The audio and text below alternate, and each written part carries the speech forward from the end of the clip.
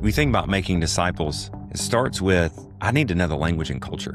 For my wife and me, we spent time in language school in Costa Rica before going to the field in Ecuador because that was important. And to be able to communicate the gospel in a way that makes sense in the cultural context. We see Paul do this in Acts 17 at Mars Hill, where he says to the monument or whatever that was made to the unknown God, right? He points it out and says, hey, this is the God I'm proclaiming to you, because he understood the culture and he understood the people. So, I mean, that's step one, is language and culture. Revolution of common sense. Revolution of common sense. A revolution of common sense. Truth was once common sense, but today, truth is uncommon. Explore biblical truths around faith, business, and politics with Peter Demas. Uncommon Sense in Current Times. Hey folks, welcome to Uncommon Sense in Current Times. I'm here today with John Darnell, who is the CEO of Global Outreach International. It's an interdenominational Christian missions sending agency based in the United States.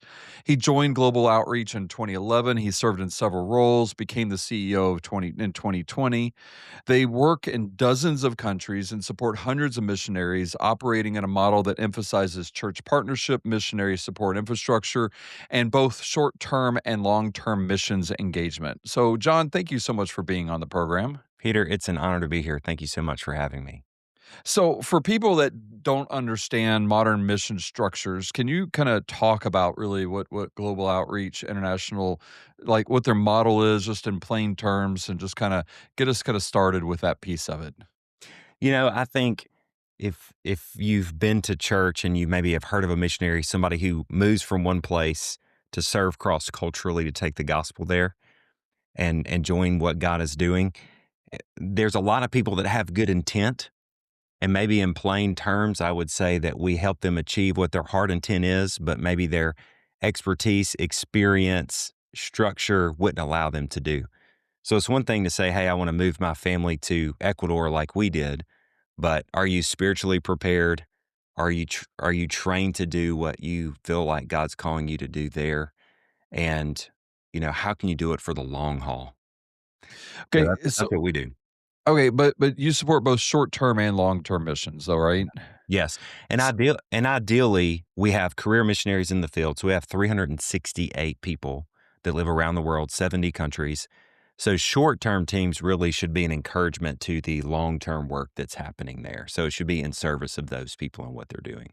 Okay, all right, because I know a lot of times short-term missions get criticized. Yeah. You know, it's the, we go, we paint a school, we give candy to kids, we might talk about Jesus, then we go home, and that's kind of, and that's kind of a very common criticism I hear of a lot of missionary work, particularly youth schools and that type of missionary Right. work. What I just heard you say, and correct me if I'm wrong on this, is that really they're there to kind of help the ones that are actually staying there when the group leaves. Yeah, when it's done well. And I think a lot of the criticisms, Okay. Peter, truthfully I think they're valid. Hey, we want to go serve kids, or we want to go do this thing. And look, I think for all of us as believers, we should question our own motives. Is this about me? Is it about them? Is this about something I need, or am I more interested in maybe what other people actually need and want and what's helpful? And we have found that, I'll give you an example from when we lived on the field. So we were missionaries in Ecuador. We were in Latin America for 5 years, and we had a group come from North Mississippi. They were a medical team. And where we lived in rural Ecuador didn't have a lot of access to good health care. And so we were able to go cane hut on stilts to cane hut on stilts with this team, help give them health evaluations and very basic stuff. Okay, we're not doing surgery out in a banana plantation field or something like that. Right. But very basic stuff, and medicine they could get there in country and a plan and that sort of thing. Well, now all of a sudden I've got an inroad with a family. They're coming to a Bible study. They're connected. They're coming to church. But I couldn't have done that without that medical team and those American doctors showing up and opening that door for me. So I think that's a good example of how to use short-term teams. So, and that so a short-term team, how would you define that? Is that a week, 2 weeks type? Is that kind of what you would consider short-term, and what would you consider long-term? Yeah, I laughed about that on the field, as I guess my opinion on that. has changed over like we're all short term. God's been at work Okay. for millennia, right? We're all short term. When I think of short term, we call that 3 months or shorter is our box for short term, 3 months or Okay. shorter. So you can imagine a summer internship for a college student, being still falling in that short term category. And then then there's midterm. Then I would say career and long term, we would say 2+ years if they plan to go for that long. Because the training's different. It's a lot different to go for a summer than, oh, I've actually got to learn the language and commit to the culture. And saying goodbye to my family's very different when I'm selling Right. everything and selling my house. And my 8-year-old that I'm taking with me, or my 5-year-old, or my 13, whoever my family's going with me, that preparation's very different. And so it's more based on what does it take to do this well and how do I prepare well for that? So for most people that aren't going long term, that are wanting to go short term to help do that type of support, um, how is it that? Because again, if we're going there just to, because I'm not a doctor, there's a lot of things that I'm not really capable of doing. I really don't have much fine motor skills. So what exactly is the expectation for people that are going short, or what should the expectation be for people going short term? Because I do believe that people probably go, and you alluded to this earlier, with really good intentions. But then they get there and they're like, "Oh, wait a second, where's the Ritz? Like, I'm supposed to be staying in like a real nice bed," or there could be some expectations. But then when they get there, they don't know exactly what's supposed to happen unless again there's a plan of something again that's kind of simple. So, what should their expectations be when they come to help support the long term missionary? Yeah, it's funny you should say that. I had that conversation today that, hey, this is a mission trip. The hotels are not American. There's a different state, this is not they legitimately had that conversation because we want to set people up for success. Well, I'll zoom out a little bit, Peter, and just say that ideally, mission should happen through the local church. So that person's going to church. Maybe they have some missions partners. If your church doesn't have a missions partner, one of the roles we play is matchmaker between a church who wants to be involved with missions with our 368 people in the field. So we can make that happen.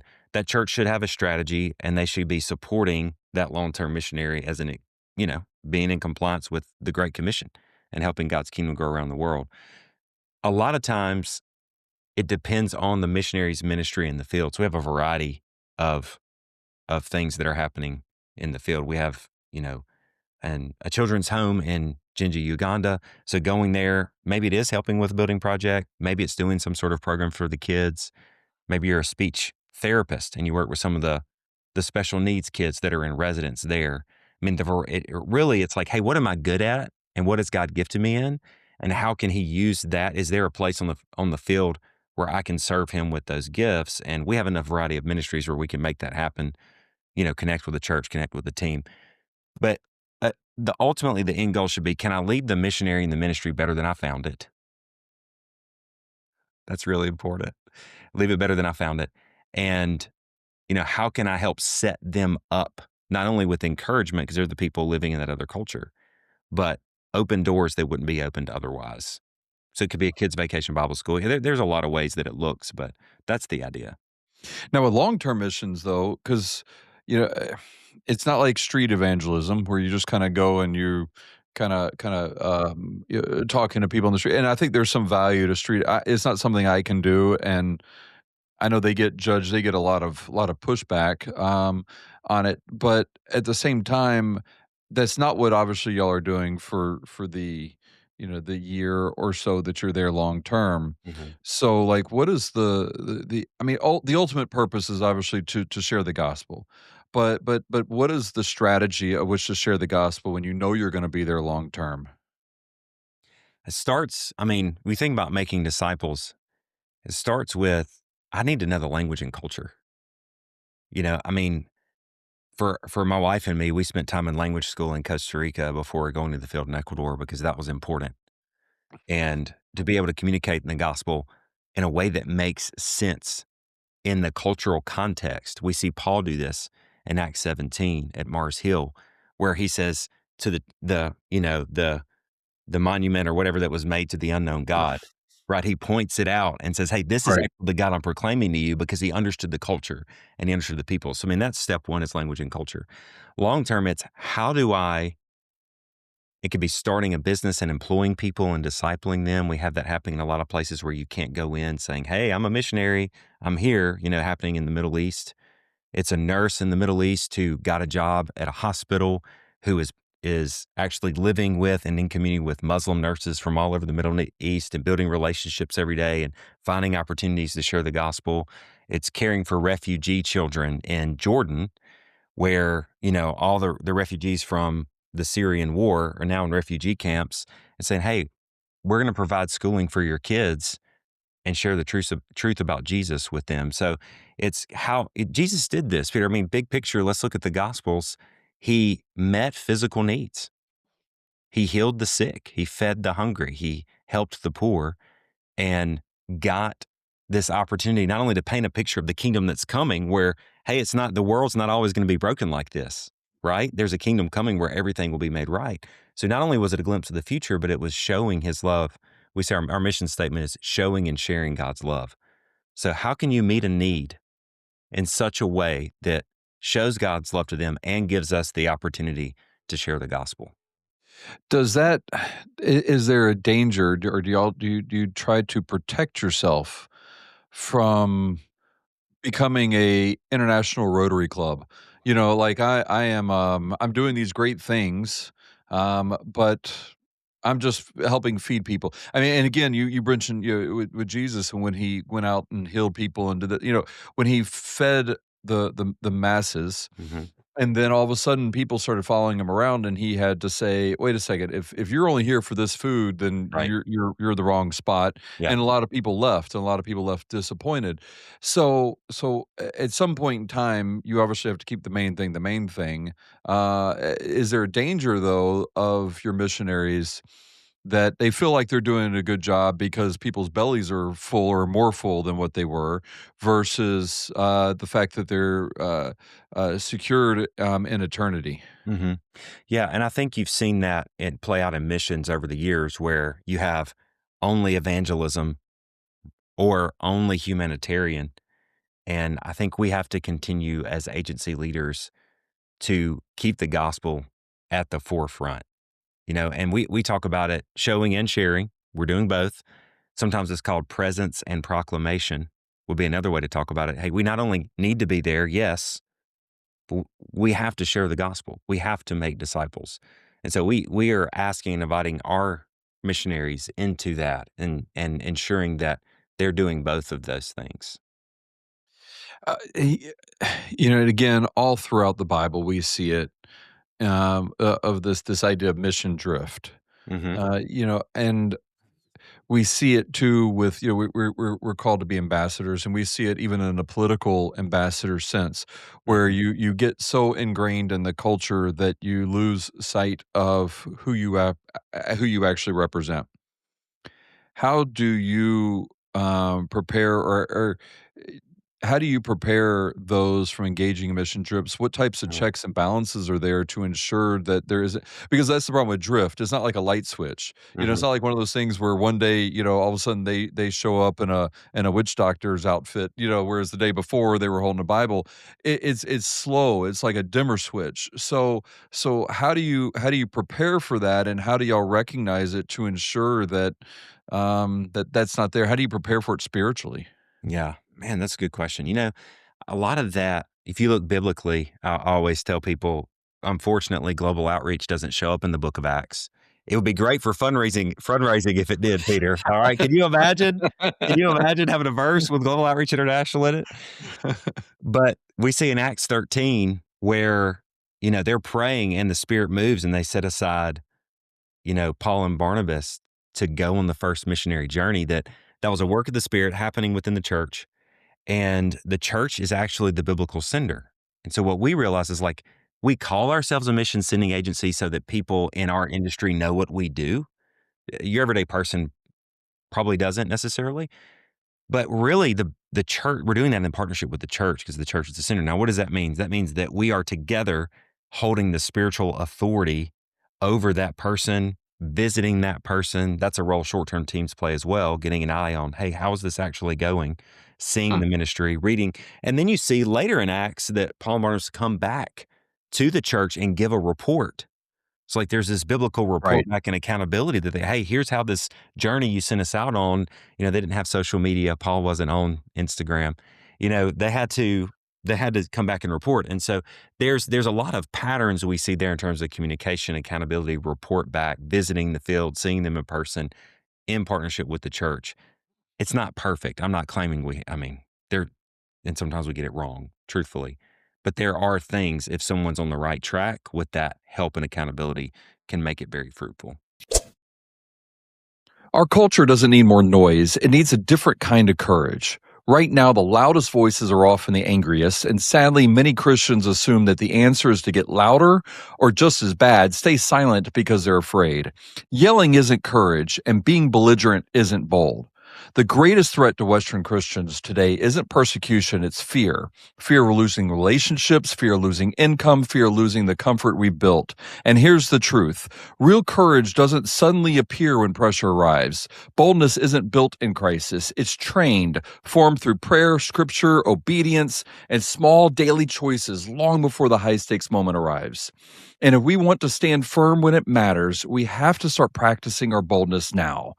So that's the purpose of my newest book, Bold Not Belligerent. We look at the obstacles that prevent you from the bold and small disciplines to train you for when the moment arrives. The world doesn't need belligerent Christians. It needs bold ones when we are ready to stand. Now, for people in the United States, we sometimes dismiss spiritual forces as either kind of the fringe the fringe religious element, and then we also or we kind of or we super spiritualize it. We don't seem to understand it well for the most part. And again, I'm generalizing here. Sure. But everybody I've ever gone to, especially gone to remote areas, Africa I know is a big one, India is a big one. They will reference the darkness there, the spiritual darkness. They will recognize, they see more examples of the spiritual healings. They see more examples of the demonic possessions and the exorcism that's involved in it. And these are people that I know that have gone from very conservative Southern Baptist churches that mention the Holy Spirit, but only kind of because it was referenced in a Bible verse, but it's not a big deal. And And that's how so, I grew up, by the way. I grew okay. up in that. Yeah. And it's funny because they'll come back and they can't report on that because they're like, oh, well, we really can't talk about that. That might make us too charismatic or Right. and so when you're doing that, why do you think that it's such a large part of the mission, a large part of what's going on over there where it's not here? It's not like our natural borders are preventing spiritual attacks from occurring Right. here. So Right. so why do you think it is so relevant over there where here we're so blinded to it? Man, culture, I think, is a big, and I'm still learning. I'm still trying to figure that out. Growing up in, like I told you, the Mississippi Delta, Southern Baptist Church, not exposed to that, really didn't talk about the Holy Spirit a whole lot. And then you go to the mission field and you see, I remember sitting at dinner with my in-laws and having someone that lived in the Amazon, became a believer, had a ministry there, came and was having dinner at our house. And so my wife and I are tag teaming, translating this woman's story to her parents, my wife's parents. And she starts talking about demonic possession and seeing these dark spiritual forces. And my wife and I are looking at each other like, how do I, I don't know. I don't know how to do this. They're going to think it's like, I wouldn't even think that much about it if I wasn't having to put it into English for an American audience. Like, I don't know how to translate that. I think I think in some ways we've called it something else in American culture, and maybe we're medicating for it, and we're doing some different things, and then in the cultures that we're going to, the ones that you named, you're talking about rural Africa, very animistic cultures, Asia, like their expectation is there's these gods and spiritual forces and these things going on. It's like it would be weird not to talk about it. So I think that's part of it, and so like you can enter into that space in a different way, and I mean, even with what you hear, about what God's doing through dreams and visions, in Muslim populations. And Right. it's like, man, does God use dreams in the state? Like, do we dream? I mean, these are questions I still wrestle with when I hear these stories. Like, okay, Lord, what does it look like for me as an American believer in American context to follow your Holy Spirit and sense your guiding and your leadership in my life and recognize the spiritual attack, not like you said, the devil's behind every corner. I feel like there's the polarities in the American church where like we don't even talk about the spirit. He's not, that was something for Acts, not for us, or the You're right. devil. We all have those people in our Baptist church that Right. read about demonic, spiritual warfare. Now the devil's everywhere. Right. And there's somewhere in the middle of that is where I'm trying to learn and grow in terms of the spirit's leading. Yeah. Do you think okay, so now we see obviously great revivals that are taking place in China, Iran under like a massive amounts of persecution. I've had Mhm. Lana Silk on who is with who's done amazing work in Iran. Obviously there's some great stuff happening in other parts of it and a lot of just growth in those areas. What do you think about the critique though of the US is moving further and further away from God, that churches are spending all their time going to the far reaches and the far ends of the earth, but nevertheless, while we're abandoning what's right in our backyard. Do Mhm. you think there's a legitimacy to that critique? And if so, uh, is it that kind of critiquing your own organization? Mhm. So Sure. Sure. yeah, Yeah. I think that's a fair question. I have found being an interdenominational agency, I feel like I grew up in a church setting where the church really cared about missions and overseas missions, gave a lot to missions. We didn't really have mission trips necessarily, at least that as a kid growing up that I was aware of. But praying for missionaries, the missionary comes speaking, that was a big emphasis. Well, right. now I'm in a church setting in Tupelo where I find myself frustrated as a missions agency leader sometimes like, hey, where's the missions? Where's the emphasis of God's heart for the and then you know what I realized, Peter, and I was convicted by? They're phenomenal at local missions. Phenomenal. They have a summer reading program for kids who are struggling and sharing the gospel. And they have these kids for 2 months and they're serving these kids and they raise the money to offer it for free and like serving those who need, the homeless population, Tupelo, this population, that. And I thought, is the answer at least in our context, that different denominations and parts of the church God is using in different ways to accomplish holistically his mission? Could it be that maybe this denomination is really good at local and this one's really good at international? And sometimes we get stuck in our bubble or our silo of our denomination and we think, oh, we're not doing this. Maybe. That's just one thing I've been thinking about. Why do you think why do you think it's easier, or maybe it's not, that it's easier when especially with short-term missionaries, when they go, that there seems to be an easier opportunities to share the gospel, to talk to people than it is otherwise? I give you an example. Mhm. My son did a mission trip when he was a junior or senior in high school, I don't remember, and, um, but, one time we were having a conversation and he was being critical of a lot of the people that were, amening in church and all this other stuff. And he's like, why would the preacher have to say something if you agree every week? And I said, well, let me ask you a question. When you're around your friends at the lunch table in college, how often do you pray for your food in front of them out loud? And Mhm. like immediately, like, it was kind of like got real silent. So why do you think it's easier? So he can go on this trip, pray over with no problem at all for the food there, but like struggles with it here. It's the again, the Holy Spirit's the same in both places. It resides in him in both places. Why do you what do you find that to be easier from your experience in either doing mission trips or talking to missionaries? Mhm. And if so, why do you think that's the case? Man, I think this is a universal challenge. So I think you're onto something. And I'll give you a two-part answer. The first one being that I think it's a comfort zone problem. I think a lot of times we're just naturally as humans geared towards comfort and avoiding risk. And the same for so like why aren't, when I go on a mission trip, I'm never gonna see these people again. You know, like Right. who cares? But my friends, like, and there's cost there, and there's like, what are they gonna think of me and rejection? and there's actually a cost of being a Christ follower that maybe we're not okay with. And so, and I have my own I mean, I've struggled with that in the past week in my own. So I'm not like cured or anything like that as a Right, right. missionary, you know. So I think there's a comfort zone problem. I think when we go and we're taken out of our comfort zone, we go on a mission trip, and think about it. What if we as believers lived every day with, okay, Lord, I'm walking with you today. Who do you want me to share with? Open doors, like all the things we do on the mission trip.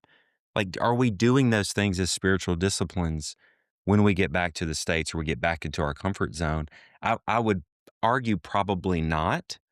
And so, like, okay, well, if we're not depending on the Lord and looking for those things, and then we wonder why they're not happening, I think He's at work. So the second part I'll give you is this fight or flight experience when we get back to the States from a mission trip where it's like what your son was experiencing, like, well, kind of this fight against the American church. They don't get it. You know, the copier in the church is worth more than the whole church where I was just serving, you know, all the things that are happening. And I think if we lean into it and walk with the Lord into it, God can use that struggle to produce really good gospel kingdom fruit, and we can change. Because the sad thing, I think a lot of people go on the trip, have the experience, come back, try to tell people about it, get frustrated with their church and say, that was a beautiful experience. I'll look at the pictures at some point when they pop up on Facebook in my memories, but I'm going to Right. go back to life, you know? So I think there's a lot of things happening there. Hmm. All right. Another kind of strange practical question, but it's something that I've asked every missionary, and I gonna have to ask you this as well. All right. You're going to these cultural places that serve foods that aren't necessarily healthy or serve foods that are really gross. Uh, Oh, yeah. Come on. what Bring it, brother. what are you supposed to do? Well, first of all, what's the strangest that you've experienced? Okay. And then I have secondly a is visual like, what do you learning do? aid. I have a visual learning aid. Let me come back here. Coming back here. Okay. So I was, I've had some experience, you know, a lot of people when they go to Ecuador, they're like, oh, they eat guinea pig and that's a big deal. It's like a delicacy. They cook it on a spit over an open fire. It's really not very as a Mississippi Delta kid who grew up hunting and eating various things, it's like a squirrel, you know, it's not a big deal. And so there's that people get offended by. I went to the Amazon with a tribe there, the Kofan people. They killed a capybara and we ate that. It was like pork, not very offensive. Now here's one that offended me to the soul, Peter. I was in the Amazon at one of our missionaries' houses, and they said, John, this is 2018. We have something for you. So they pulled out these grub worms that were the size of my thumb. Now, this was such, they knew this impacted me so deeply. 6 years later, when I went back to visit them, they had a painting they presented me of this chontakuro. Chontakuro. It's gross. I did pinch this really hard head off of it and just ate it was terrible. And I'm talking about you eat it and it bursts inside I mean, oh, you're trying not to chew, you're choking it down. My wife's just yelling at me, swallow, swallow, swallow it. Just stop chewing. I was like, I can't, you know, anyway. So yes, I have had some pretty offensive stuff and it's when you say your blessing and mean it. Amen. Like you ask the blessing over the food. Whew, man. Goat I like goat and lamb, but sometimes it's prepared a little funky in All right. places and oh, So sorry, I don't even know what you wanted to ask me, but I just wanted to tell you no. about eating grub worms in the Amazon. No, that's good. I have not heard the grub worm one yet. So, being in the restaurant business, I've eaten a lot of, unusual foods and I will willing to try most things. I'm not 100% certain. I think at that point in time, if somebody gave me grub worms, I might have to say, I hope that somebody better along comes than to share the gospel than me. This is gonna be one of these I'm gonna have to answer to Jesus for later because I just can't do it. So, You counted the cost and you said, "You know what, Lord? It's not worth it." all right. So, All right, we're at the end. For Sure. people to find out more about your organization that may want to connect their church to it, or people that want to give to mission trips, but they don't know like how to do it, and maybe their church doesn't have the resources to do it. On it, how do they find out more about what you're doing, about your organization, how to donate money to you, all that stuff? Yeah. Man, thank you so much for asking that question. I think for all of us as believers, God has chosen us. We see his heart for the nations. We're his how. Like we are the tool he uses. And so for each of us, whether it's praying for laborers to go to the harvest, just like Jesus commanded us to in Matthew 9, I'm going to try to, let's see, I was going to share my screen and show you the website, but I don't have it set up correctly. Globaloutreach.org. We have a lot of missionaries you can read about, pray over. Hey, I want to give to them. They're in this country. God called my attention to that. We also have something called the farm. It's called that because we're raising up laborers to go to the harvest. And with as little as $19 a month, you can support what Global Outreach is doing to raise up new missionaries to go to the field. We had 56 new missionaries join in 2025. God's doing an amazing work. And we raise all of our funds to support our work we're doing for them. So we're not charging these missionaries for what we do for them. So they can join that effort at globaloutreach.org. And they can find me, Facebook or LinkedIn. John Darnell III is how they can find me as well. Is that 3RD or TA? 3RD. Yep. Okay, 3RD. Yep. All right, and we'll make certain we put all that in the show notes as well so that people can link through to it. Well, John, thank you so much for being on the program. I greatly appreciate what you do. Again, it is not something that I've been called to do. Again, eating grub worms is not on my list of things to do. But nevertheless, I'm so thankful there are people like you that are willing to go out and do this. And I'm glad you cleared up the short-term, long-term goals of each. I think we criticize it too easily, not knowing where that support actually Mhm. comes in, and so I really appreciate you clearing that up. I think that's very valuable for us. So, once again, thank you so much for being on this program. Thank you for having me.